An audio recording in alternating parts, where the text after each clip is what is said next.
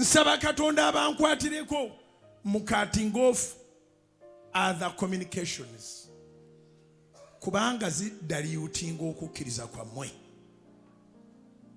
Omuntu abeera akkiririza ddala nga ne bamalayika batandise okusitula emigugu n'akwata empuliziganya endala. Empuliziganya endala n'ekugamba mu Uganda tolina kyolifunamu n'eki mpozi linda Uganda empya kati mweno gye baagala gwoleme kufuniramu kintu ate bo ne bakola embaga buli lunaku n'abali batatukuza bufumbo ne babutukuza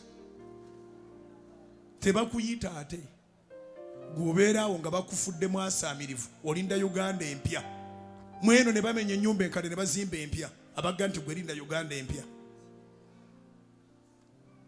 Owuliriza communication eve wakyamu oba muli baala mutya muddemu amagezi nze nfubanga bwe nsobola mu mulembe gwange mbabulira ekituufu kati ringizaako mu lulyo olukuga nti linda Uganda empya olabe ekibeerayo si ekiriyo kuba kyo kya buli lunaku is party after party.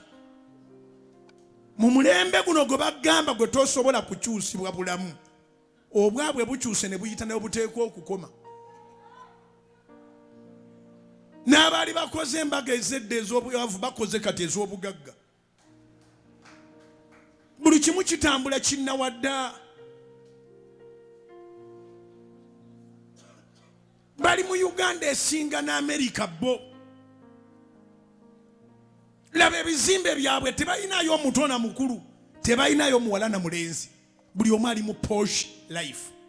Gwe bagamba linda Uganda endala. Bakuyingizizaamu ebirowoozo bya tribalism.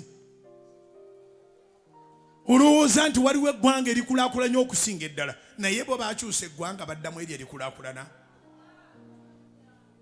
Bwe bati baakyusa ggwanga gwe lwaki bakuyingizaamu ebyamawanga bo bakulaakulanye batya ng'ate eggwanga lyabwe si lye riri mu bukulembeze.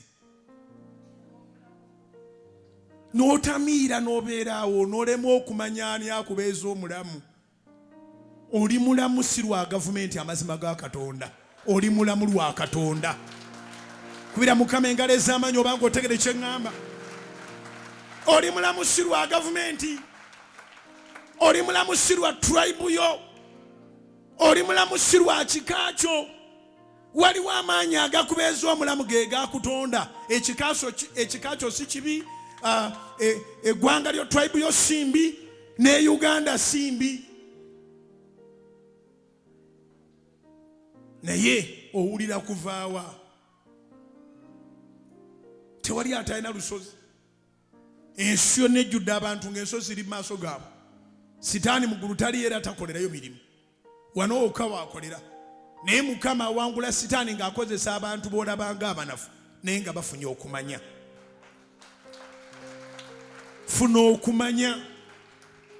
Katonda ali mu ggulu tagamba nti obwavu bwe butusse setaani atuyiikiriza agamba ekitubonyaabonya kiri eki. Hosea chapter 4 onyirwa mukaaga. Hosea chapter 4 verse 6. Hosea chapter 4 verse 6. Mu Luganda Hosea essula 4 onyirwa mukaaga agamba nti abantu bange bazikiridde olw'okubulwa okumanya. Manya nti wadde waliwo ensozi abantu bonna badde bakuleseewo Katonda akusaasira akwagala era akutaddeko ekisa. Kubanga ensozi zirivaawo gwe wangaala olabe ekiddako. Sabanga bw'okola ojja kulaba ng'olusooka luvuddewo. Sabanga bw'okola ojja kulaba ng'olwokubiri luvuddewo. Sabanga bw'okola ojja kulaba ng'olwokusatu luvuddewo. Ky'oba weekoleranga endagaano mu bulamu bwo butayabulira Katonda kubanga ensozi zivuddewo.